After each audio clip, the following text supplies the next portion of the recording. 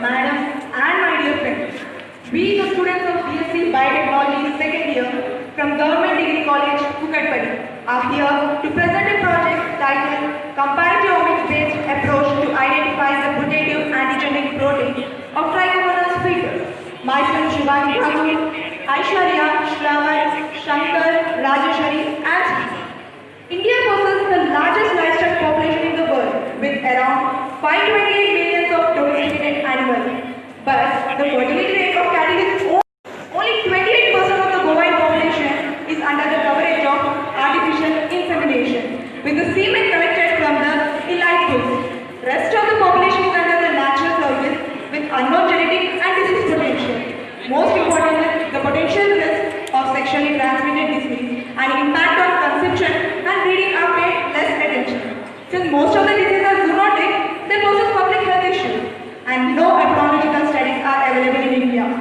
Non-availability of simple, rapid, inexpensive point of care diagnostic kits. The burden is expected to be more than $1 billion on recommendation of OIE, that is Office of International Zoonosis. In 2014, Government of India, Department of Animal Husbandry, Fisheries and Dairy had laid a standard operating procedure for bovine breeding and recommended to screen for the following diseases like brucellosis, bovine tuberculosis, trichomonosis, campylobacteriosis, foot and mouth diseases, infection bovine rhinotracheosis, bovine viral bacteria at the breeding stage. Except trichomonosis, to some extent, the diagnostic kits are available for all the known diseases, and IDEX is the leading company in the world for producing the veterinary diagnostics. Recently, the genomic molecular diagnosis is also producing the diagnostic kit. Trichomonosis is caused by a protozoan parasite called Trichomonas fetus. As you can see in the picture, it is a pear-shaped body with three anterior flagella, an undulating membrane, and a posterior flagella. It is transmitted sexually by sexual intercourse as well as by artificial insemination. Prevalence of the disease can be suspected with the signs of early abortion in the cow, high percentage of unbred growth in a herd, and irregular Easter cycles among the cows in a herd. We happen to visit a primary veterinary health center, Kutbulapur, Hyderabad. Basic medication and cryo preservation facility for semen of high breeding bulls like Ongol, Haryana, Jersey, etc. were mainly intended to promote artificial intelligence. There was no lab facility found. We have also visited dairy farms which has around 30 animals with high breeding cows and buffaloes. They prefer natural service over artificial insemination. They never got their animals tested for any disease and express the need of simple and inexpensive diagnostic kits.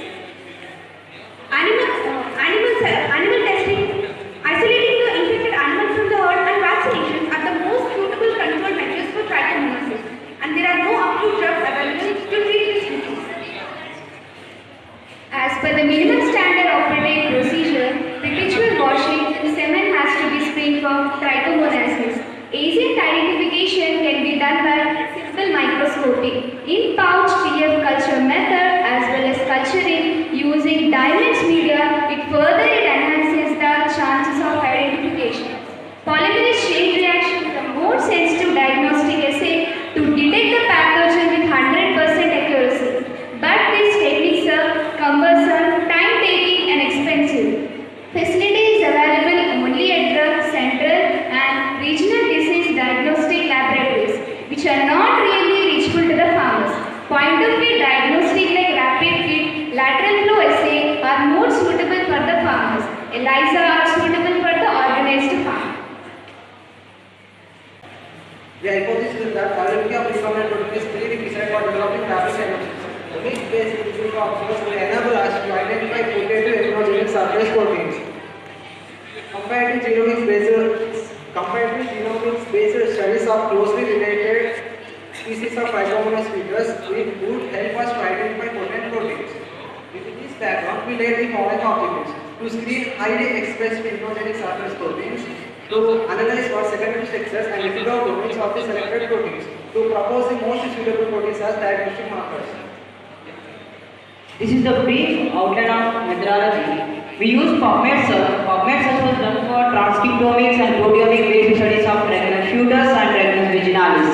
Ancestral numbers and fossil sequence were obtained from NCBI protein.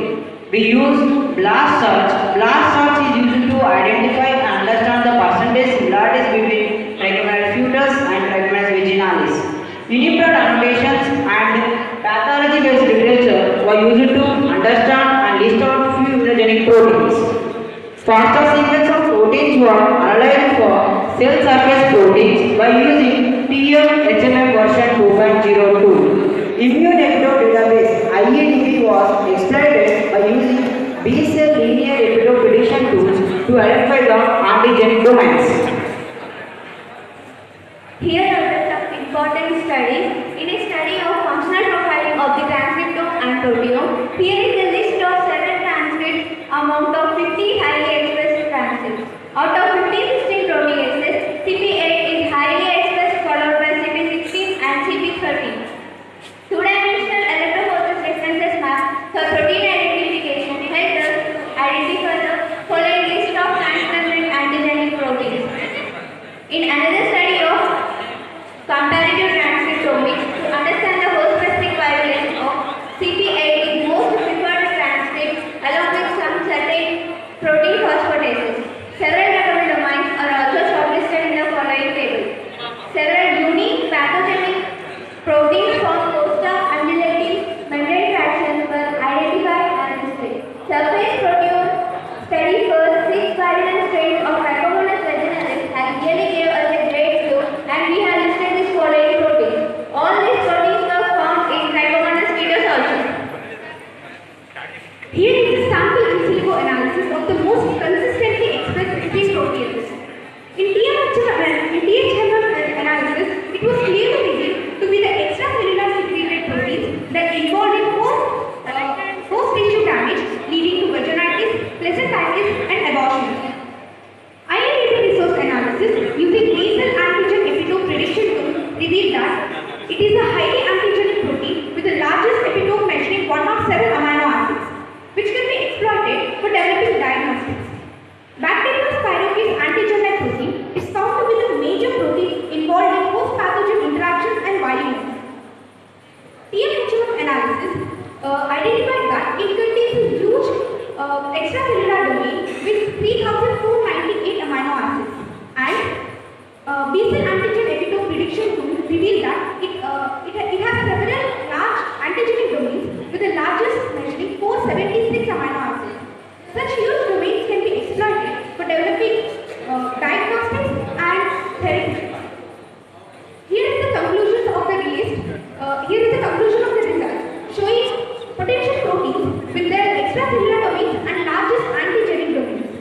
To conclude, cystic protease 8 is the most suitable protein for developing lateral flow assay rapid kit and ELISA. BSPLI protein and polymorphic membrane protein will be not only useful in diagnostics but also for developing recombinant vaccines.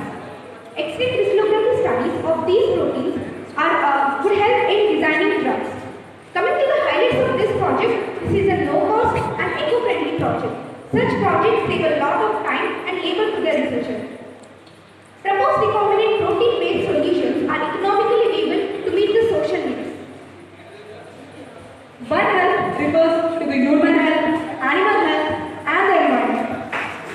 Let's join our hands to promote One Health concept. I would like to thank our ma'am, Gitanjali ma'am, our principal, Venkataraman sir, and our commissioner, Naveen Vittal sir, for giving us this wonderful opportunity. Thank you very much.